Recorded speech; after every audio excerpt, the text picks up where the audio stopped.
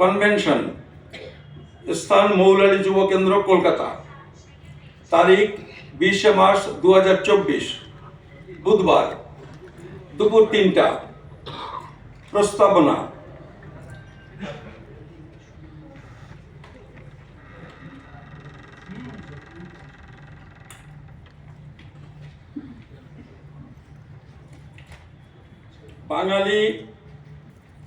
বাঙালি উদ্বাস্তু মানুষের নাগরিকত্ব আন্দোলন এবং এই দাবির ভিত্তি হলো ধর্মের ভিত্তিতে দেশভাগ এবং তৎকালীন সরকার ও জাতীয় নেতাদের এই সম্পর্কিত প্রতিশ্রুতি। বলা হয়েছিল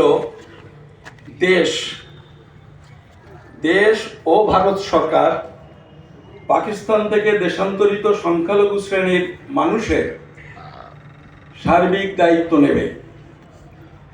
কংগ্রেস ও অন্যান্য সরকার উদ্বাস্তুদের জন্য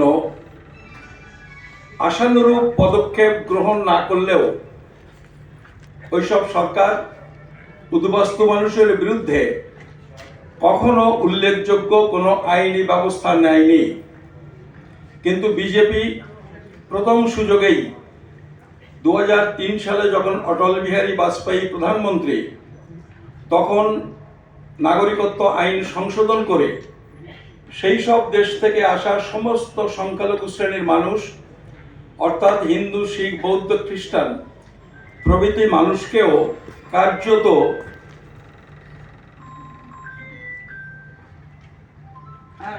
বলুন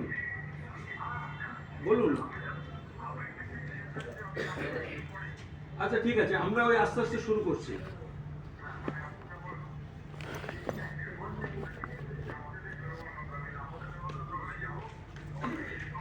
আচ্ছা ঠিক আছে, সুজন বাবু। 2003 সালে যখন অটল বিহারী বাজপেয়ী প্রধানমন্ত্রী, তখন নাগরিকত্ব আইন সংশোধন করে সেই সব দেশ থেকে আসা সমস্ত সংখ্যালঘু শ্রেণীর মানুষ, অর্থাৎ হিন্দু, শিখ, বৌদ্ধ, খ্রিস্টান প্রভৃতি মানুষকেও কার্যত ভারতে অনুপ্রবেশকারী ঘোষণা করে। এটা ছিল পাকিস্তান এবং বাংলাদেশ থেকে দেশান্তরিত হয়ে আসা উদ্বাস্তু মানুষের সাথে চরম বিশ্বাসঘাতকতা। স্বাধীন ও সার্বভৌম দেশের কোনো সরকার বেআইনিভাবে দেশে ঢুকে পড়া মানুষের বিরুদ্ধে ব্যবস্থা নেবে, তাতে কোনো অস্বাভাবিকতা নেই, বরং বিশ্বজুড়ে এটাই স্বাভাবিক রীতি। কিন্তু এই বিশেষ ক্ষেত্রে বিজেপি সরকার ভারত ভাগ এবং জাতীয় প্রতিশ্রুতির ইতিহাস অস্বীকার করে এবং সে কারণে সেই সময় থেকেই এই জাতীয় সংকটের শুরু হয়। দেশভাগের কারণে দেশান্তরিত হয়ে আসা সেই সব দেশের সংখ্যালঘু মানুষের নাগরিকত্ব ও পুনর্বাসনের ইস্যু হলো ভারত রাষ্ট্রের এক ঐতিহাসিক কর্তব্য এবং দায়িত্ব। ভারত সরকার অনেকাংশে সেই দায়িত্ব পালন করেছে।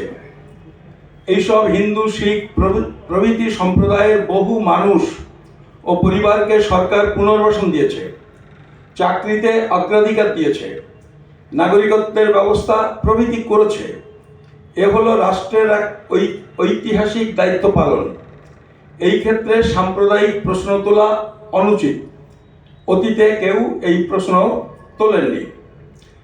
এই ঐতিহ্যের ধারাবাহিকতায় এমনকি দেশান্তরিত হিন্দু, শিখ প্রভৃতি মানুষকেও, যারা দেশ ত্যাগ করার সময় প্রয়োজনীয় অনুমতিপত্র জোগাড় করতে পারেননি বা অনুমতির সময়সীমা পার হওয়ার পরেও ভারত ত্যাগ করে চলে যাননি, তাদের যখন বিজেপি সরকার অনুপ্রবেশকারী তকমা দিয়ে আইন প্রণয়নের চেষ্টা করে, 2003 সালের 18 ডিসেম্বর রাজ্যসভার বিরোধী দলনেতা মনমোহন সিং,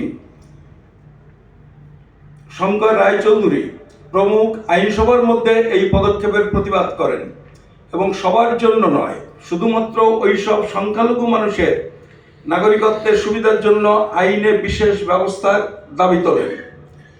এ হলো এক যথার্থ দাবি।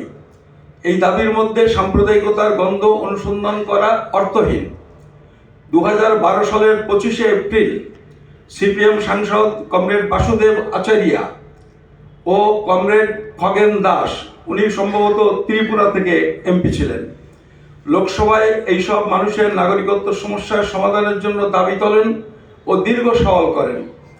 27 এপ্রিল 2012 তারিখে একই দাবি রাজ্যসভায় তোলেন সিপিএমের কমরেড শ্যামল চক্রবর্তী এবং প্রশান্ত চ্যাটার্জি। তারা সবাই এইসব উদ্বাস্তু মানুষ, যারা পাকিস্তান এবং বাংলাদেশের সংখ্যালঘু শ্রেণীর মানুষ ছিলেন, তাদের জন্য নাগরিকত্ব আইনে বিশেষ ব্যবস্থার দাবি তোলেন। আমি একটা লাইন এখানে লাস্টে একটু যোগ করেছি, যেটা এই প্রিন্টেড কাগজে নেই। সেই বাক্যটা হলো, আর কমরেড বৃন্দা কারাত বহুবার আন্দোলনরত উদ্বাস্তুদের নানাভাবে সহযোগিতা করেছেন, পাশে থেকেছেন। আমি এটা বলছি, আমাদের দিল্লিতে আমরা অনশন আন্দোলন অন্যান্য যা করেছি, সেখানে বৃন্দা কারাত 3 দিন 4 দিন পর্যন্ত আমাদের অনশন মঞ্চেই আছেন। প্রধানমন্ত্রী তার দপ্তরের মন্ত্রীকে পাঠিয়েছেন। আমাদের অনশন ভাঙিয়েছিলেন বাবা কেসি সিং, উত্তরাখণ্ড থেকে কংগ্রেসের এমএলএ। তারা সবাই আমাদের খুব সাহায্য সহযোগিতা করেছিলেন। ওই লাইনটা একটুখানি প্রতিবেদনে যোগ হবে। দেশভাগের পর পাকিস্তান এবং বাংলাদেশের সংখ্যালঘু মানুষেরা মূলত ধর্মীয় কারণে নির্যাতিত হবার আশঙ্কায় দেশ ত্যাগ করে ভারতে এসেছেন। ভারত সরকার তাদের আশ্রয় দিয়েছে এবং নানা প্রক্রিয়ার মধ্য দিয়ে আজ তারা কার্যত ভারতের সব নাগরিক অধিকার ভোগ করছেন। ভারত সরকার তাদের দেশ থেকে বহিষ্কার করেনি বা তাদের বিরুদ্ধে উল্লেখযোগ্য কোনো পদক্ষেপ নেয়নি। এইসব লোকজন যখন ভারতে ঢুকেছেন, তখনই যদি ভারত সরকার তাদের বহিষ্কার করে দিত, তাহলে এইসব মানুষের সমস্যার তুলনায় কম হতো। আর বাংলাদেশে একটা বার্তা যেত যে ভারতে তাদের জন্য কোনো জায়গা নেই, ফলে যে কোনো মূল্যে তারা সেখানে টিকে থাকার চেষ্টা করতেন। এইসব মানুষের পক্ষে সেই সব দেশে এখন আর ফিরে যাওয়া সম্ভব নয়, আর ওইসব দেশ তাদের গ্রহণ করতেও রাজি নয়।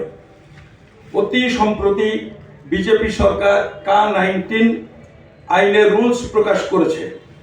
তাতে স্পষ্টভাবে নিজেকে বাংলাদেশি ঘোষণা করে তারপর নানা প্রমাণপত্র সহ আবেদন করার কথা বলা হয়েছে।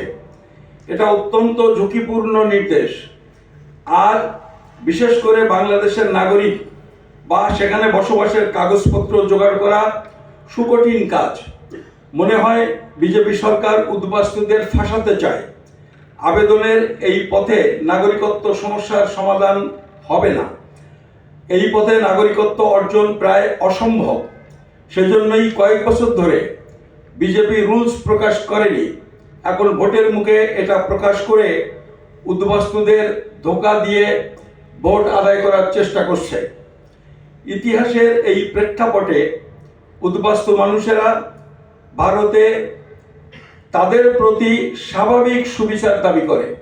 আমি এটা ন্যাশনাল জাস্টিসের কথা বলছি। ভারতবাসী এবং দেশের অধিকাংশ রাজনৈতিক দলগুলি এইসব উদ্বাস্তু মানুষের ভারতের উপর এক ধরনের কথাটা একটু যোগ হবে, এক ধরনের নৈতিক অধিকার স্বীকার করেন।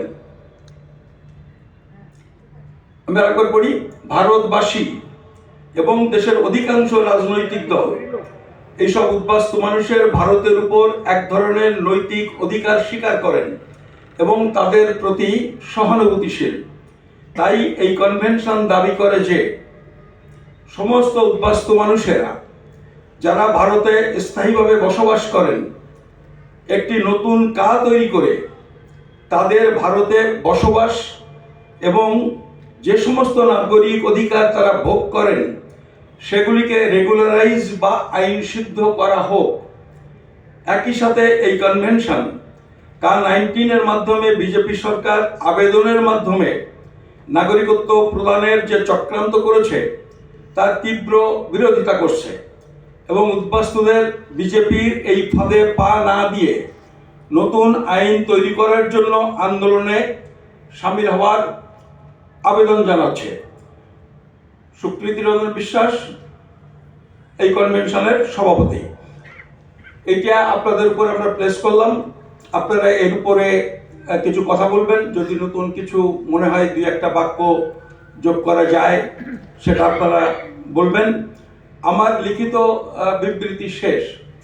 তারপরে আমি যেহেতু এখানে কংগ্রেসের নেতৃবৃন্দ সুজনবাবুও এসে যাবেন, তাকে আমি বলবো, তিনি এখন নেই, তাদের কাছে এই লিখিত আবেদনের বাইরেও একটা আবেদন আমি করছি, সেটা হলো একটা দাবি তাদের কাছে করছি, সেটা হলো সিপিএম এবং কংগ্রেস তাদের যে ইশতেহার প্রকাশিত হবে, আমরা দাবি করছি সেই ইশতেহারে এই উদ্বাস্তু মানুষের এই যে সমস্যা এবং তার সমাধানের জন্য এইটা যেন ইশতেহারে একটা ঘোষণা, কমিটমেন্ট, প্রতিশ্রুতি এই দুটো রাজনৈতিক দল দেয়।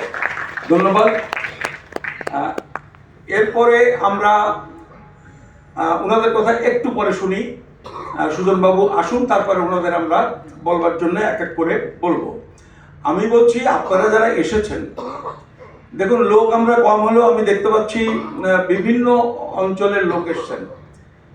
এই জন্যে আমি আপনাদের দুই একজনকে 2-5 মিনিট করে 2-4টে কথা বলবার জন্য আপনাদের এখানে একটু আহ্বান জানাবো, যাতে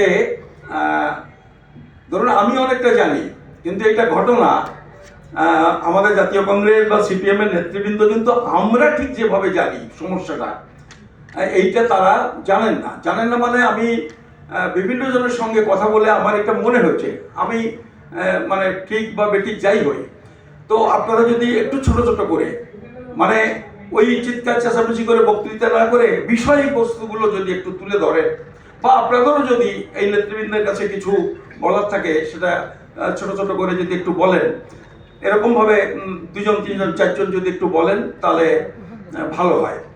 তা আমি বলছি, আমাদের এখন তো এই সব আন্দোলনের কেন্দ্রবিন্দু এখন ঠাকুরনগর, আর মতো মহাসংঘের ঠিক এর আগে, মতো মহাসংঘের যিনি জেনারেল সেক্রেটারি ছিলেন, ভাগাভাগি করার ঠিক আগে বোধহয় সুকেশ, ঠিক লাস্ট যখন আমাদের মতো সংঘ ঐক্যবদ্ধ আছে সেই সময়ের general secretary doctor Sukesh Chowdhury এসছেন।